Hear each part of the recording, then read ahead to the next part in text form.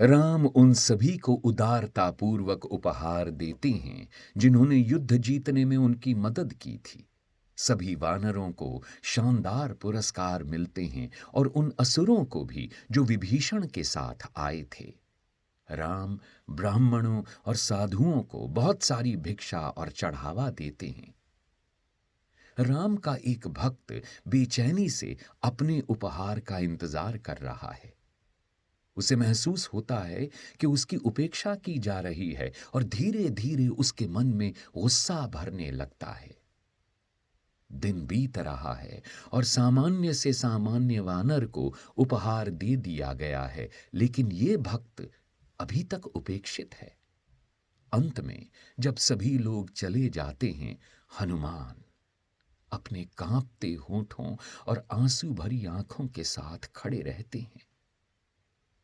राम ने उन्हें कोई उपहार नहीं दिया है। सीता हनुमान की आंसू भरी आंखें देखती हैं और अपनी कोहनी से राम को इशारा करती हैं। राम कहते हैं कि हनुमान को कोई उपहार देने का उनका कोई इरादा नहीं है।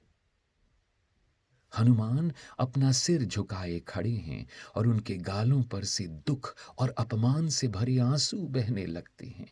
सीता हनुमान को अपने पास बुलाती हैं और उन्हें मोतियों का एक हार देती हैं। हनुमान इस साधारण उपहार को देखकर नाराज हो जाते हैं। उन्हें इस तरह उपेक्षित नहीं किया जा सकता। गुस्से में आकर वो इस हार को तोड़ देते हैं और मोती हर जगह बिखर जाते हैं। पर बिखरे हुए मोती कुछ बुदबुदाने लगते हैं। शुरुआत में हनुमान इसे सुन नहीं पाते। असहज चुप्पी के साथ हनुमान क्रोधित मुद्रा में खड़े रहते हैं, लेकिन बिखरे हुए मोतियों से आती धीमी बुदबुदाहट को वो नजरअंदाज नहीं कर पाते हैं। वो अपने कान उनमें से एक मोती के पास ले जाते हैं और सुनते हैं कि मोती राम का नाम ले रहे हैं। उन्होंने सीता का दिया सबसे कीमती उपहार फेंक दिया था। दोषी महसूस करते हुए वो मोतियों को पकड़ने की कोशिश करते हैं, लेकिन वे मोती हनुमान से दूर भागने लगते हैं। हनुमान उन्हें पकड़ने की जितनी ज्यादा कोशिश करते हैं, मोती उतनी ही तेजी से भागते हैं। वो सीता से विनती करते हैं कि उन्होंने बहुत बड़ी भूल कर दी और उन्हें उपहार का मूल्य समझ नहीं आया।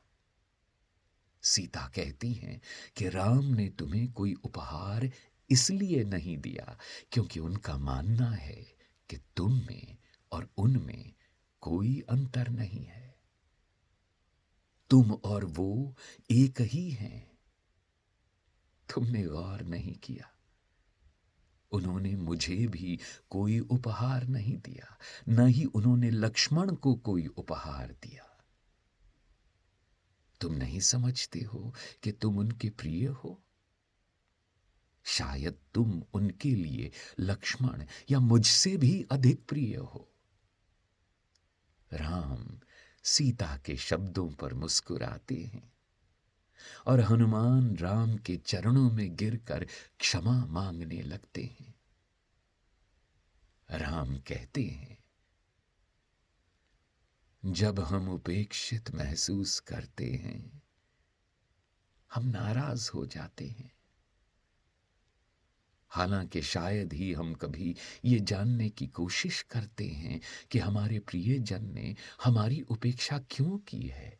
इसलिए नहीं कि तुम उनके प्रिय नहीं हो, बल्कि इसलिए कि तुम किसी उपहार की अभिव्यक्ति से परे हो।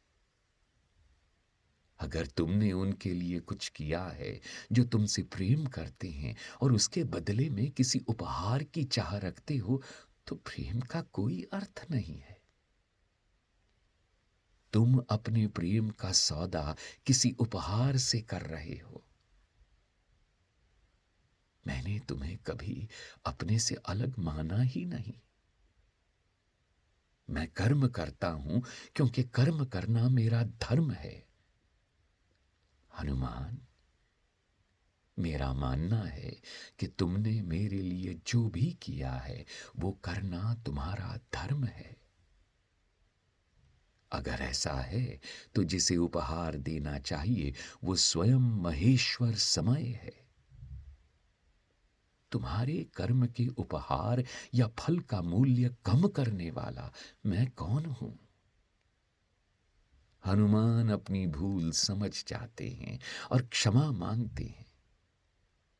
इस लोक कथा में हनुमान की अपार भक्ति और राम सीता के मन में अपने भक्त के लिए प्रेम और सम्मान को दर्शाया गया है। लेकिन साथ ही साथ यहाँ एक बार फिर कर्म और कर्म फल की महत्ता पर बल दिया गया है।